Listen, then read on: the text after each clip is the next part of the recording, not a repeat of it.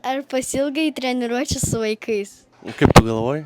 Taip. Visai pasilgau choreografijų, dalyvavimo konkursuose. Ką veiki vasarą? Sportuoju ir gal važiuoju visokias keliones. Važiuoju prie jūros, prie ežero ir dažniausiai arba pati pasportuoju, arba žiūriu brolio varžybas.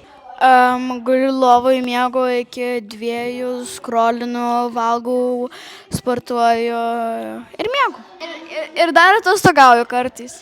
Aš dabar esu stovyklą, o šiaip arba šoku, arba einu į lauką. Skaitau knygas, šoku, žiūriu filmus, einu į lauką, dainuoju ir miegu.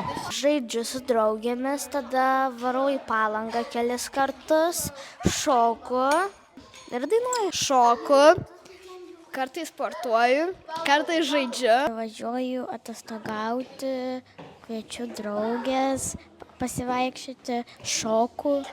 Žiūriu daug dalykų, tai šoku, veriu, piešiu, su draugais susitinku, į visokius renginius važiuoju, tai žiūriu daug visko. Važiuoju į Palangą, važiuosiu į Lenkiją ir šoku.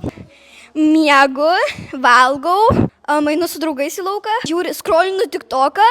Žiūriu telefoną, einu su draugais į lauką žaisti ir aišku šoku. Žaidžiu telefonu, žaidžiu su draugais, aišku, nežinau daugiau. Aušrė, ar pasilgai treniruočių su vaikais? Labai pasilgau treniruočių, labai laukiu naujo sezono. Keliamės, ar lauki naują sezoną? Labai. Laukiu. Žiauriai, nes turėsiu ką veikti vakare.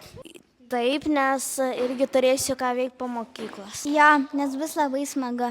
Ačiū, kad žiūrėjote Yours TV. Susitiksime rugsėjo 2 Megustoj.